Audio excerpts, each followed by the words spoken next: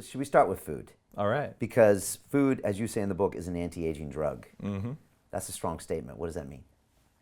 Food either makes you old or it makes you young. And a lot of times we eat for flavor. It's those mitochondria that tell you to do that. And oh, that was yummy. But if you know what food does to your aging and to how you feel, you can choose food that tastes good and doesn't make you old. Prime example there, eating fried things. I don't care if it's fried in coconut oil or fried in whatever. Fried food always makes you old. In fact, if you look at what a cigarette versus a bowl of French fries does to your vascular system in terms of inflammation, the cigarette is better for you than a plate of French fries. It's that big of a deal. Smoking's gross. So why is it that we say, oh, like you actually still smoke? You know, what's going on with you? And then we're saying that while we're eating French fries that are worse for you than smoking. So I don't eat fried stuff. And it doesn't matter if it's calamari, it doesn't matter if it's a Brussels sprout. If it was submerged in damaged oil, don't put that in your body. And I talk about exactly why in the book. And the science is very clear on that. So it's damaged oil to a certain temperature, and you're going to have all sorts of bad things happen. There's temperature, there's time, there's oxygen, there's light. Basically, you add the oil to your food after you're done cooking, or you cook at low temperatures with a little bit of water. And if you do that, it really changes how you feel. It changes how your skin looks, it changes how your brain works, it changes how the cells themselves are built. And if you did that, and let's talk about animal protein too.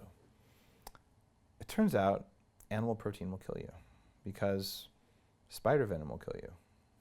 Therefore, we should all eat plants, right? Except, what is it, ricin, the nerve gas? Plant-based protein. They use that in the subway Tokyo tax. It's an illegal nerve gas. So therefore, plant-based proteins will kill you. So therefore, maybe plant-based and animal-based is a meaningless differentiator, which it is. Here's the truth. If you eat industrially raised and fed animals, you are going to die earlier than you should. You're contributing to degradation of soil and animal cruelty. It's bad for you. So straight up, you want to live longer? Spend twice as much on your meat and eat half as much. Okay? I am not telling you to eat no meat because you will not like what happens when you eat no meat, especially no animal fat. But when you do eat meat, make sure it's ethically raised, local if you can get it, and grass-fed. And when you do that, you feel different. And if you take that meat and you deep fry it or you burn it on a grill till it's all charred, it also will be bad for you. So gently cooked, non-blackened, 2 to 4 ounces of grass-fed meat once a day will absolutely transform your health. If you do that 5 times a day, it's not going to work. Because when you get more than 20% of your calories from any protein, but in particular animal proteins are even worse, your likelihood of dying from all-cause mortality goes up by 400%. What? So it doesn't matter whether it's a car hitting you or getting cancer or whatever, but for whatever would kill you, 4 times more likely to die if you eat 20% of your calories from protein. How many doctors, how many people listening to the show right now have heard and believe a high-protein diet is good for you? That is wrong. You do not want to be on a high-protein diet if you want to live a long time. And the science is in Superhuman. It's all written right there, and it has to do with amino acid ratios. You need enough protein to restore and build and maintain your cells and no more. Protein's a horrible fuel source for energy, but your body can do it to avoid starvation. And what about these people on these all-meat diets, the carnivore diets? I know Jordan Peterson swears by it, although he was suffering from some serious autoimmune stuff, I think. So for him, I was too on autoimmune stuff. What do you think about that? I just interviewed James Saladino, who's one of the top experts, and even when I was developing the Bulletproof diet, I did the Eskimo diet, which was very close to an all-meat diet. I had 1 serving of vegetables a day, and the carnivore diet people would tell you, well, that's obviously vegetables are poison. There is method to the madness there. I don't believe that for most people that's a great idea for long periods of time.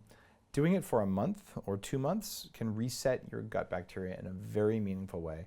It'll let you make healthy cell membranes. But if you do it, in fact, I would say listen to the Bulletproof Radio interview with James about the carnivore diet, because he talks about grass-fed animals, how to cook them. And if you're saying, I'm going to live on ribs, you're not going to like what happens to you. So if you think being a vegan is hard, being someone who eats only meat is even harder, because you have to get enough collagen, which is the equivalent of fiber from animals.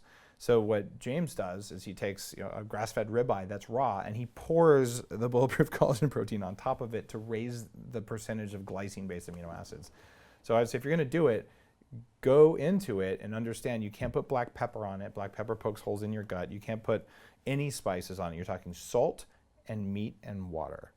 And it's a tall order.